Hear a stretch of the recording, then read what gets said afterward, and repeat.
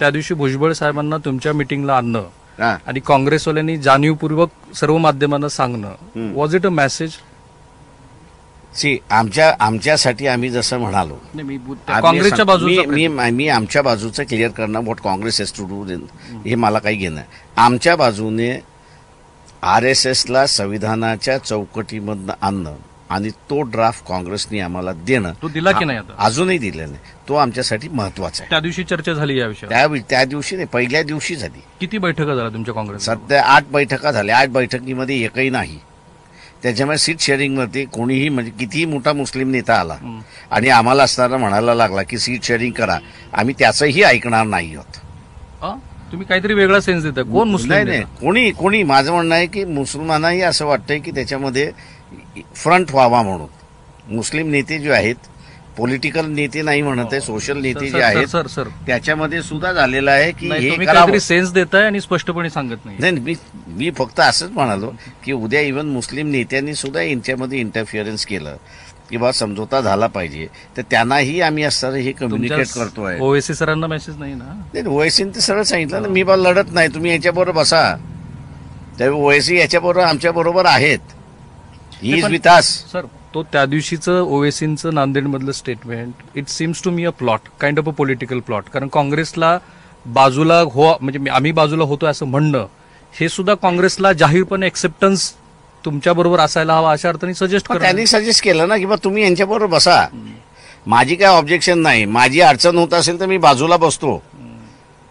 तुम्ही मला बाजूलाही बसवत नसाल तर मी माझा स्टेज सांगतो, टाकतो आणि तुमचा प्रचार करतो. It is very clear cut line त्यांनी घेतली. त्याच्यानंतर ते असं म्हणाले की अकोल्यामध्ये आम्ही नाहीत लढणार.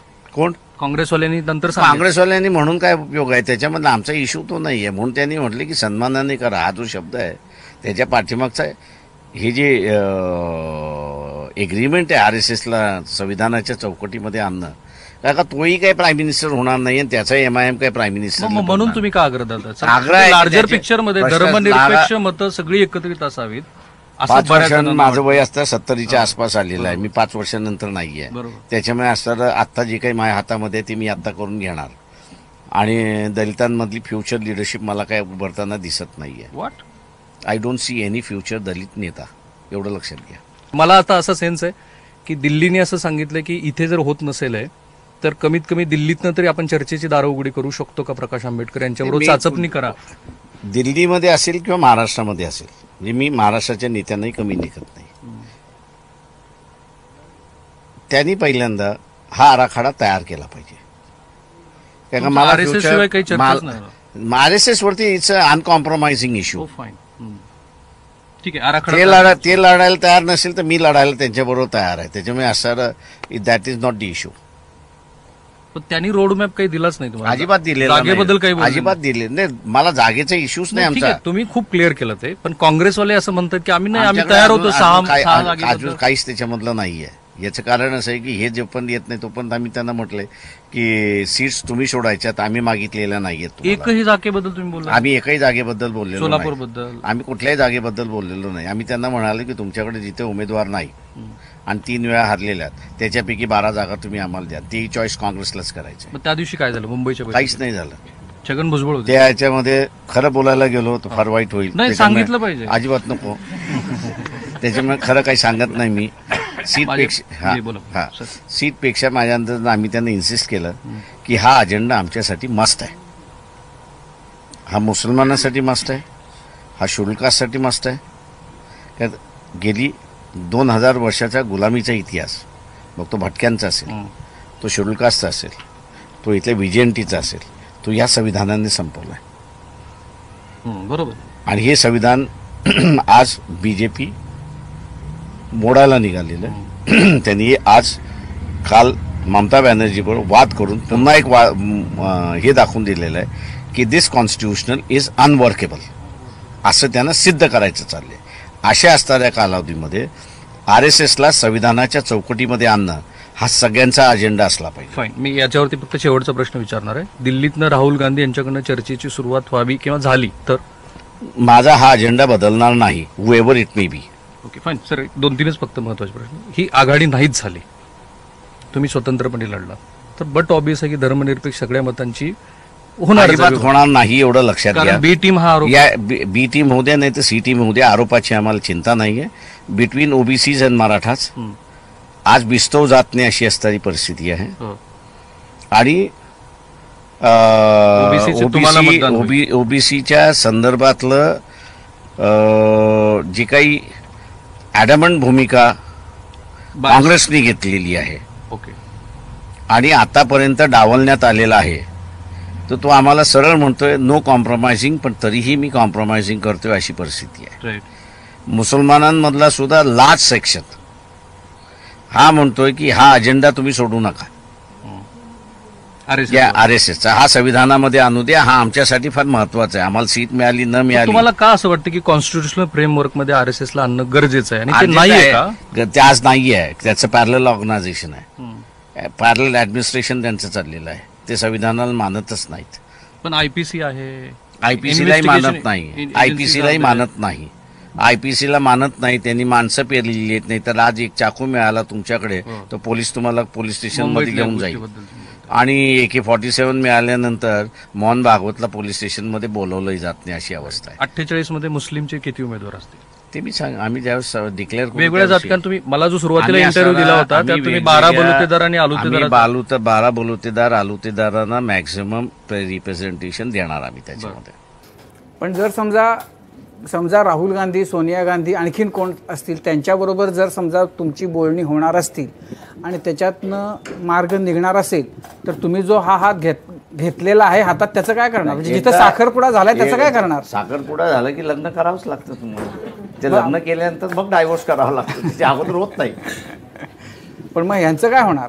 का तुम्हाला अशी आशा आहे? कारण यांनी सांगितलंय काँग्रेसनं की काही झालं तरी आम्ही MIM बरोबर नाही जाणार. असताना मग काँग्रेसवाल्यांची माझी अट राहील. मग केरळामध्ये मुस्लिम लीगला तुम्ही सोडा, म्हणजे केरळामध्ये मुस्लिम लीग चालतं, मग इथे का नाही चालत? अच्छा, म्हणजे तुम्हाला आता असं म्हणायचं की तुम्ही आम्हाला स्वीकाराच पण आमच्याबरोबर MIM लाही स्वीकारा. आता ती कंडिशन आली, कारण का 2.5 महिने आम्ही तुमच्या पाठीमागे लागलो. आम्ही फार काळ लटकू शकत नव्हतो, तेवढी आमची ताकद नव्हती. पण याचा अर्थ तुम्ही काँग्रेससाठी MIM ला सोडायला तयार नाही? अजिबात नाही. एकदा मैत्री केली की केली, डायव्होर्स होत नाही तोपर्यंत चालत राहते. काँग्रेसवाले असं म्हणतात की आम्ही तुमच्याबरोबर युती करू शकत नाही कारण का तुम्ही MIM बरोबर बसलेला, तुम्ही MIM बरोबर बसलाय, मग आम्ही युती करू शकत नाही. काँग्रेसवाल्यांना काय बोलता हे पहिल्यांदा जरा समजून घ्या. म्हणजे मुसलमानाचा नेता चालत नाही पण मुसलमानाचं मत तुम्हाला चालतंय.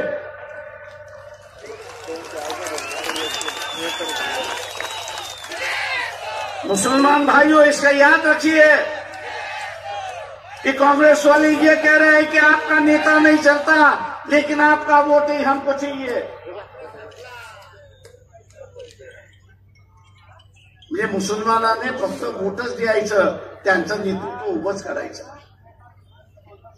तो आप ये चाहते हैं कि एक सेक्युलर फ्रंट बने? हम चाहते हैं कि सेक्युलर फ्रंट बने यहाँ पे. लेकिन उसमें MIM भी रहेगी? MIM पूरी तरह से रहेगी, क्योंकि कांग्रेस के कुछ नेता कह रहे हैं कि MIM सेक्युलर नहीं है, वो कम्युनल है. उसके बारे में आपका क्या कहना है? 1980 में जहाँ तक हम लोग तो विद्यार्थी थे, लेकिन RSS और कांग्रेस का समझौता हुआ था. तो कांग्रेस हमने इतिहास को भूलना नहीं चाहिए. और